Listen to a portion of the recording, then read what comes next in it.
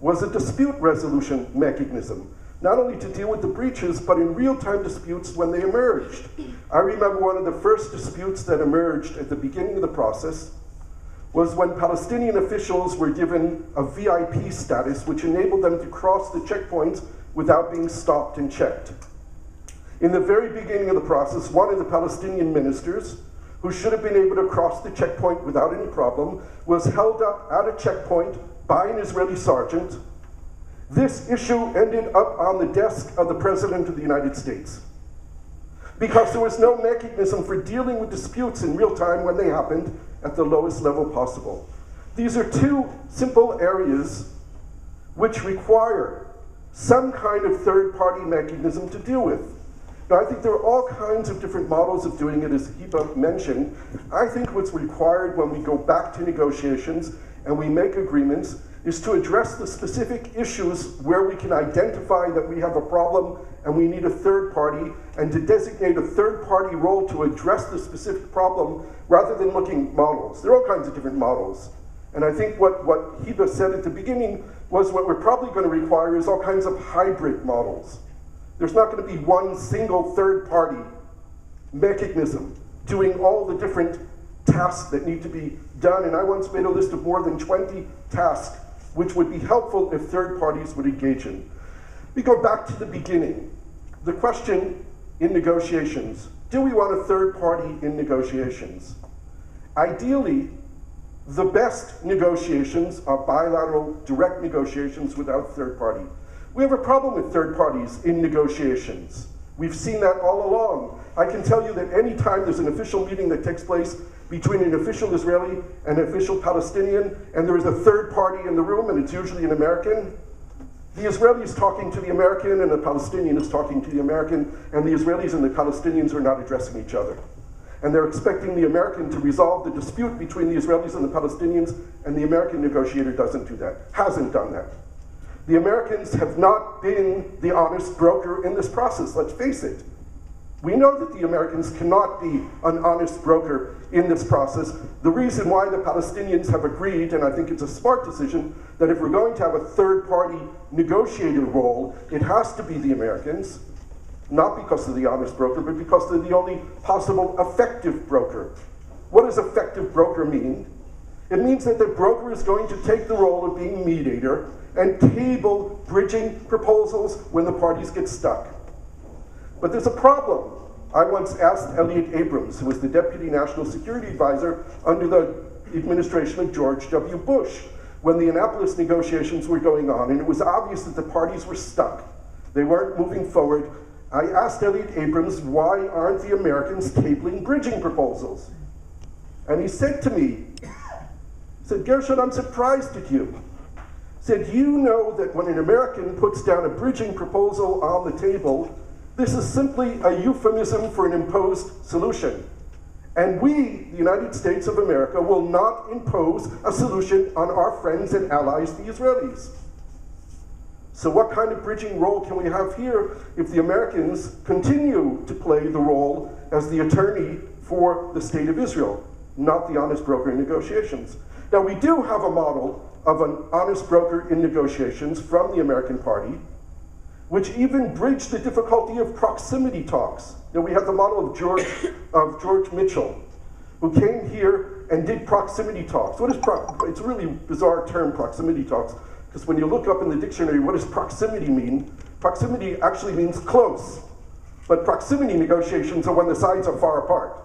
So the negotiator goes back and forth between the two sides, trying to create proximity between them. Well, George Mitchell spent his whole time going back and forth between the parties, and he failed. Why did he fail? Because he adopted the model that he used in Northern Ireland. In Northern Ireland, he had a problem with process. Northern Ireland was an issue of how do you get these two parties, which are incorrectly called the Catholics and the Protestants, to govern together a piece of territory called Northern Ireland. It was a process issue. It was not a permanent status substance issue, because the issue in Northern Ireland was not whether Northern Ireland is going to be part of the Republic of Ireland or part of the United Kingdom. The question was how are you going to create a process where the people who are living there can govern it. He tried to use the same model here, and he spent his whole time trying to get the parties in the room, because he said we have to get them to sit at the same table in the same room, but that wasn't the problem. Really, Israelis and Palestinians really don't have a problem talking to each other. We had a problem that we don't deal with substance. And if you don't deal with substance, there's nothing to talk about. Had George Mitchell done what Jimmy Carter did in Camp David I, it would have been a completely different deal. What happened in Camp David I? Menachem Begin and Anwar Sadat could not talk to each other. They came from completely different worldviews. Every time they spoke to each other, they ended up with complete disagreement and complete misunderstanding. And the American team led by Jimmy Carter knew that. So when he brought the two parties to Camp David, he didn't insist for a single minute that Begin and Sadat negotiate together. What Carter did in Camp David was play the role of the traditional mediator. He and his team took ownership of the process. They started dealing with substance. They began drafting the agreement. It was an American agreement, an American drafted agreement. And they went back and forth between Begin and Sadat and between the Israelis and the Palestinians. It took 26 drafts before they arrived at the Camp David Accords. Proximity talks held in a location called Camp David. The teams of experts were meeting with each other, but the leaders never met with each other. And they had a successful negotiation. So we can have proximity talks if we need that to get the process started, but the process will only get started when we begin to deal with substance. What's the substance? It's the borders, it's Palestinian statehood and sovereignty, it's the refugee issue and Jerusalem and security issues, etc. We know what all the issues are. We also know what all the answers are to how to arrive at an agreement. We have 20 years of negotiating experience. So here we need a different kind of third-party role, and I still believe that the best model would be the direct bilateral negotiation, where if the parties require help, they would then turn to a third party or third parties to assist in coming up with solutions. And here we have the great benefit that we have an enormous amount of experts on both sides who have been working together in track 2 and track 1.5 negotiations for years. The best model, I think, for negotiating is a model which we, in fact, developed in IPCRI. We called it the Joint Stakeholders Mediation, where if you can create a team of an Israeli and a Palestinian who are experts on the issues, and they help to facilitate the negotiations. They are not taking positions, the Israeli and Palestinian team expert, but they are helping the parties arrive at solutions to the problems that are on the table. This, by the way, is the model that I used with Dr. Ghazi Hamad, the Deputy Foreign Minister of the Hamas government in Gaza, in arriving at a solution and a breakthrough to the negotiations on the prisoner exchange and the release of Gilad Shalit. When Ghazi Hamad and I were ping-ponging back and forth the positions of Israel and Hamas, we understood that this was going to take forever. So I proposed to Ghazi Hamad, Ghazi, let's see ourselves as a team working together on solving this problem. That required us to do something which is unthinkable in Middle Eastern negotiations. We put all of our cards on the table. I knew exactly what the red lines of Israel were, of Netanyahu. He knew exactly what the red lines of Hamas, of Ahmed Jabari were. And by putting all those cards on the table, without lying to each other, without cheating, we were able to find the middle point and reach an agreement that became the breakthrough for the resolution of a 5.5-year dispute between Hamas and Israel on the prisoner exchange. That's the kind of model that I think would work best. I think it's very difficult to convince the leaders to adopt that kind of model, but it's one that should be proposed. Let's go further. If our problem has been breaches of agreements and an inability to deal with the breaches, what we need is a credible third-party role in being a judge. Someone out there that both sides trust, someone out there who's in the process of monitoring what both sides are required to do and are reporting on the monitoring of the implementation of obligations by the parties and to the public. TIPH, the Temporary International Presence in Hebron, is a bad model. It's an observer force that writes reports that no one sees. If their reports are not public, they're irrelevant. In the Roadmap for Peace issued by the Quartet in the United States of America, there was a roadmap monitor. Almost no one, including the experts, know that there was an appointed roadmap monitor, a 3-star US general, Lieutenant General Keith Silva. In addition to his job as being monitor of the roadmap process, he was also the assistant to the Joint Chiefs of Staff. I was in his office in the Pentagon. In the middle of the Pentagon, his office is right next door to the Joint Chiefs, the most powerful people in the world. He was monitoring the roadmap process, writing reports regularly, mostly on the failure of the parties of the Israeli side to implement its obligations. The Palestinians were busy implementing their obligations under the roadmap. But it was designated that his reports remained secret. They were never published. They were written to the Secretary of State and the President. If the leaders in signing an agreement and implementing agreement are not accountable to their people, then the monitoring mechanism is irrelevant.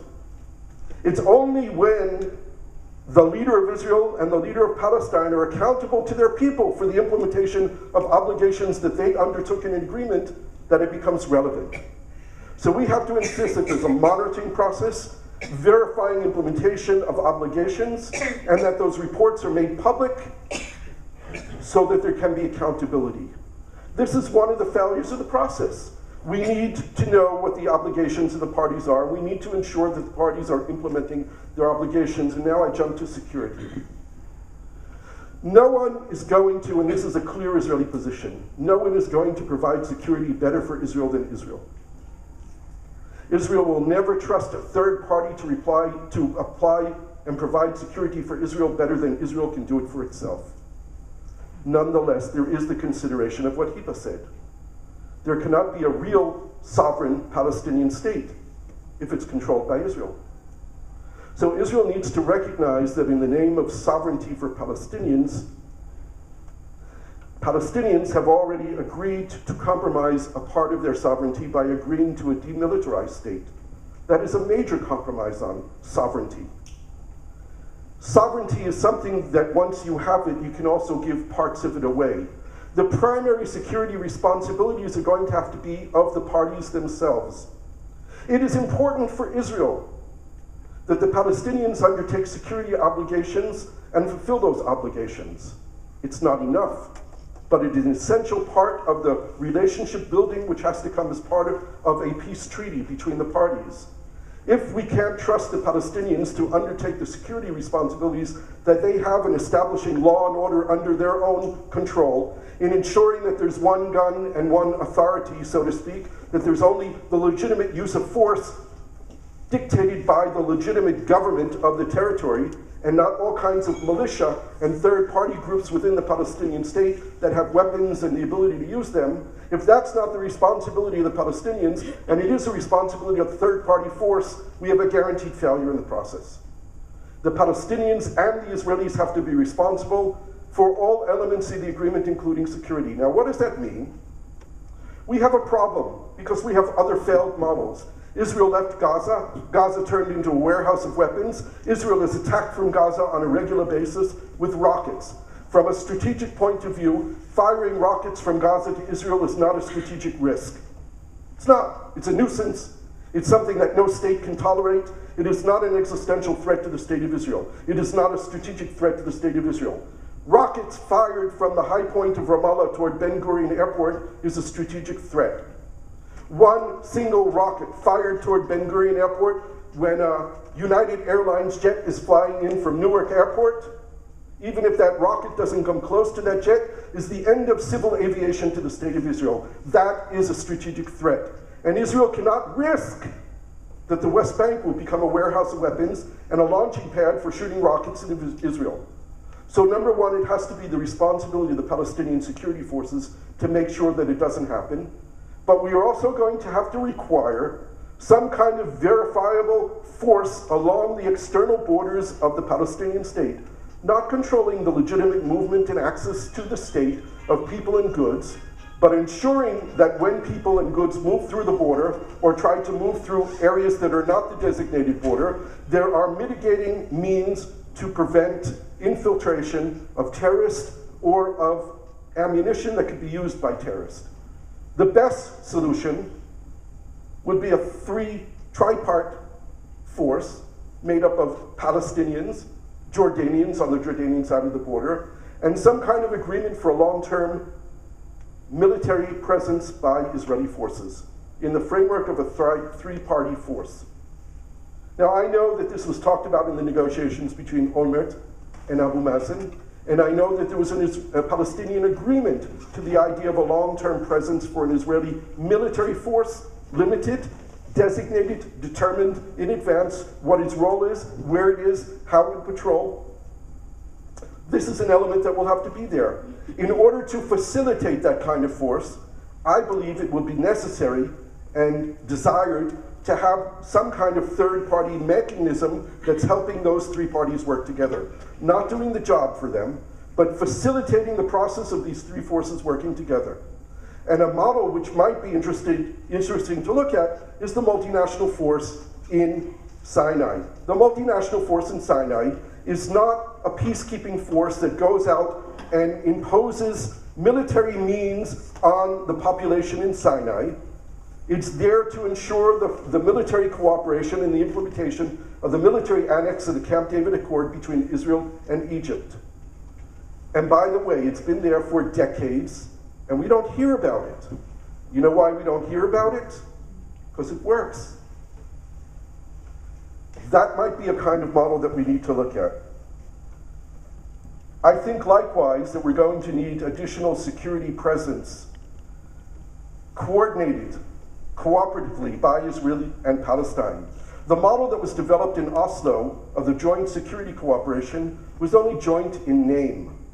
They set up structures like joint DCOs, district coordinating offices, but those district coordinating offices were essentially an Israeli office next to a Palestinian office. When we had joint patrols of Israelis and Palestinians going out, they weren't really joint patrols. There was an Israeli jeep and a Palestinian jeep. And when things got tense between Israel and Palestine, the Israeli security joint patrol officers were given orders by their commanders not to socialize with their Palestinian counterparts. I used to lecture to the joint patrols on the Israeli side.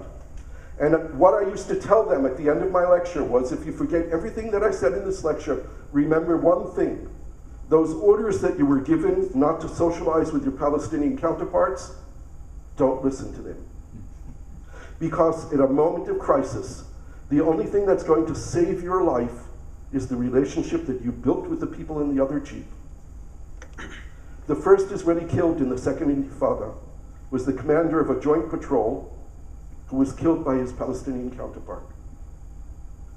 In Jenin, for the first 3 months of the Second Intifada, Jenin, which later became the most explosive area of the West Bank during the Second Intifada, for the first 3 months of the Intifada, Jenin was the quietest part of the West Bank.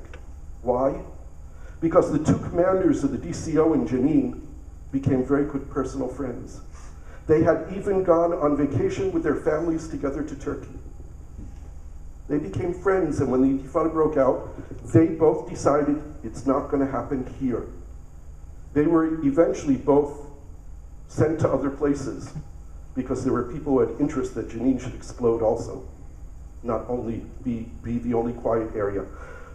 What I learned from that experience and from meeting with joint patrols over years was that this model of joint but separate is not what we need. If there's going to be joint security responsibilities, it has to be joint.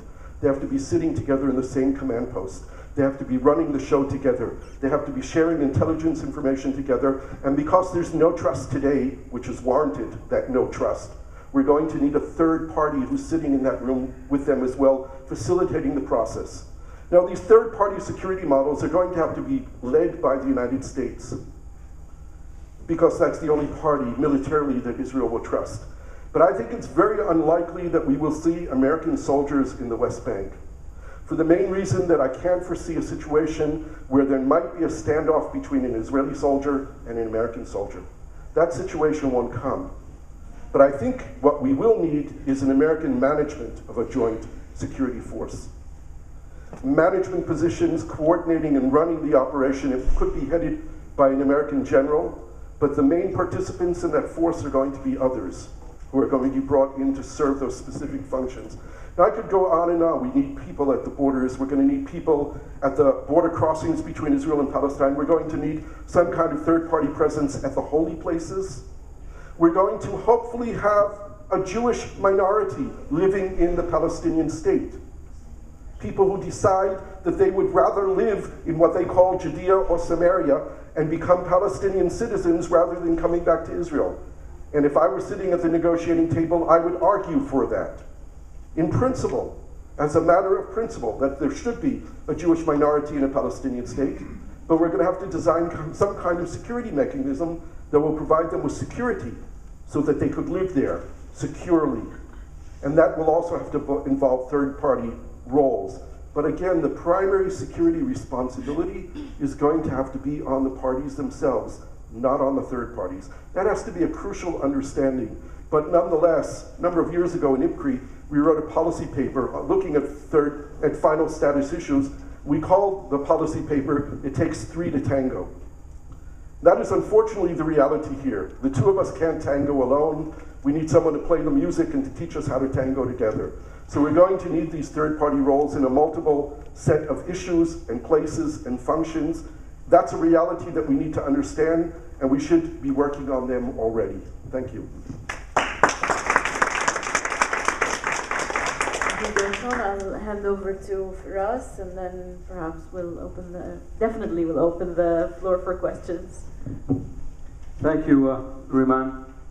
And with a prominent Israeli on the panel and a prominent Palestinian on the panel, I'm not sure what is left for a prominent Jordanian, a third-party organism like me to say.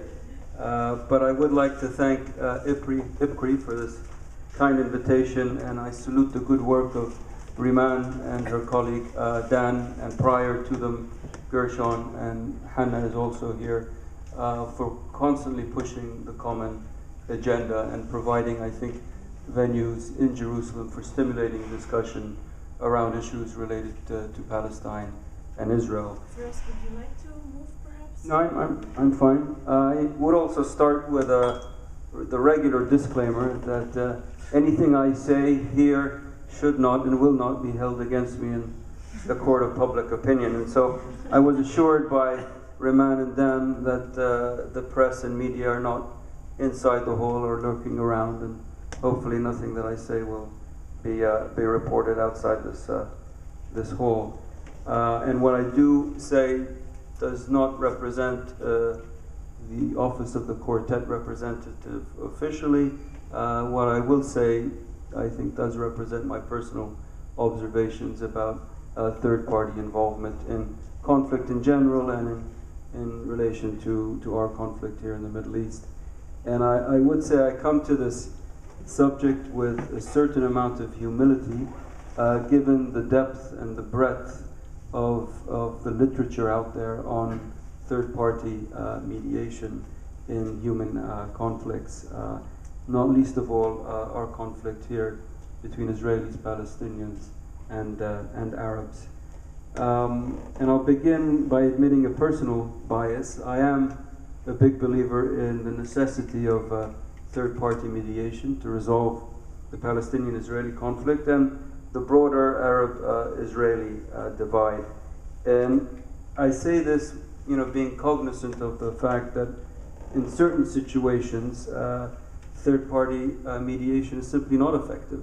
And there are examples, through history where that is the case, especially in certain phases within conflict, the escalatory phase, where you see things picking up. Certain mediation efforts really do not work. Sometimes when third-party mediators are not influential enough and don't hold sway enough to convince both sides to get into a room or to start a process, simply the conflict endures. And Cyprus, for example, comes to mind, where the Turks and the Greeks have really not been able to resolve their conflict for more than maybe 30 years, because there hasn't been a serious attempt, and not maybe one particular player that can make them resolve their differences. Nation states sometimes also if they believe that it's not in their strategic national interest to resolve a conflict, won't. We witnessed the Iran-Iraq war during the 1980s, and that started out as border skirmishes and then continued for almost 8 years. And it also happened within the context of the ongoing Cold War. And sometimes third-party mediators are simply not interested enough to get into situations where third-party mediation is needed and involvement, or I would say urgent engagement. And you can think of Rwanda, and you can also think of Bosnia and what happened in those locations. There's also the other view that in the context of Israel and Palestine, which I think we heard echoes of today, that third-party mediation in some senses hasn't been very helpful. And I know, for example, Noam Chomsky has echoed this view. He has stated it many times that he thinks that Israel and the US and their rejectionism of a fair deal on parameters has been the main problem. And he points to the expansion of settlements and the entrenchment of the occupation as being, the key factor behind the lack of progress on the political front. But I am a believer, and I would say I am a believer for the following reasons. I think the enduring and intractable nature of this conflict, I mean, we're almost 100 years into the conflict, has created a wall of distrust or mistrust that really is a mile high.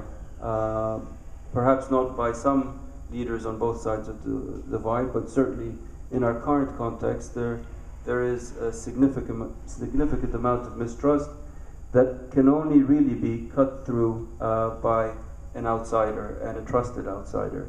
And I think history has proven that this necessity, and that's where American diplomacy has come in. I would also say, secondly, that the divergent historical narratives, Gershon was talking about Sadat and Begin coming to this with separate world views, has also created enduring, I think, psychological barriers to resolving the conflict. We've had Oslo for 20 years. There's been a lot of interaction between Arabs and or Palestinians and Israelis. But there is, I've sensed this over the last 3 to 4 years, being here as an outside observer, this duality of, and this is unique to this conflict, maybe a duality of victimhood or a sense of victimhood. The Palestinians, the weaker party, obviously view themselves as the victims of this conflict. The stronger party, the Israelis, are a regional superpower in and of themselves, politically, militarily, economically, but because of the legacy of anti-Semitism in Europe and in Russia, because of the Holocaust, because of the endless conflict with the Palestinians and the Arab states, the society feels vulnerable. And though that duality of victimhood, I think, reinforces psychological barriers that only a trusted, I think, party, a party that is friendly to both sides, can help cut through. I would also say that I'm a big believer too in third-party involvement, because the forces of moderation, the forces behind pushing a middle ground, a common ground agenda, are being challenged by, in my mind, extremist thinking. You have thinking that either views the land west of the River Jordan as indivisible, and that managing the tight geographic embrace between Palestinians and Israelis in perpetuity is more or less doable. And you have those who think that at one point in time in the future, one side will vanquish the other, and the population would sort of gradually disappear by attrition. And I think third-party involvement is required to sort of keep the flame of moderation alive and keep people pragmatic and more forward-looking than backward. So despite what some people may say is a really dismal record over the last 100 years vis-a-vis third-party involvement in terms of reaching a comprehensive solution. I mean, there aren't 1,000 flowers blooming yet, and the sun is still not shining. But there have been certain instances during the course of this conflict where third-party intervention has been positive, and I think both Hiba and Gershon mentioned some of them, and I'll just mention a few. I think third-party involvement has been effective when it's been focused and sustained and has revolved around limited objectives. And the Sinai disengagement agreements, where Kissinger went back and forth between Jerusalem and Cairo and Damascus over a 2-year period, I think embodies that kind of model, and it was effective when it happened. It's been effective when it's been done at a very high level of representation. Jimmy Carter, with Sadat, with Begin, was able to put together the Camp David Accords.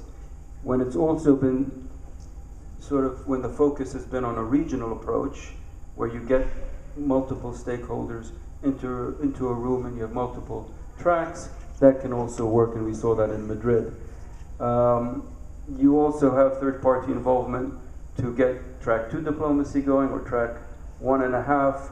That can be very helpful. We saw that prior to Oslo, and it can also provide a secret back channel when needed, and we also saw that in the context of the Oslo agreements. It also can provide, I think, a venue where multiple tracks are pursued at the same time. When we had the Annapolis conference at the end of 2007, which led then to direct negotiations between the Olmert government and Abu Mazen, we also had the coming of Salam Fayyad in June 2007, right after the takeover of Gaza by Hamas. But we also had ongoing security coordination. And so in a sense, for a while in 2008, you had 3 tracks proceeding forward at the same time.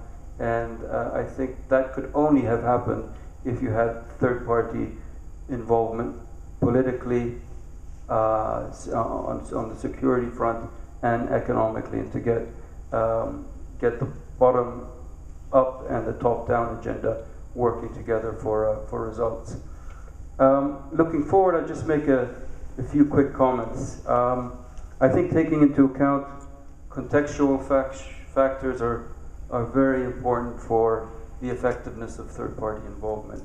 The nature of this conflict, I think, to the extent it remains political, and I still do think it remains political, it is much easier for third-party intervention and mediation to be effective.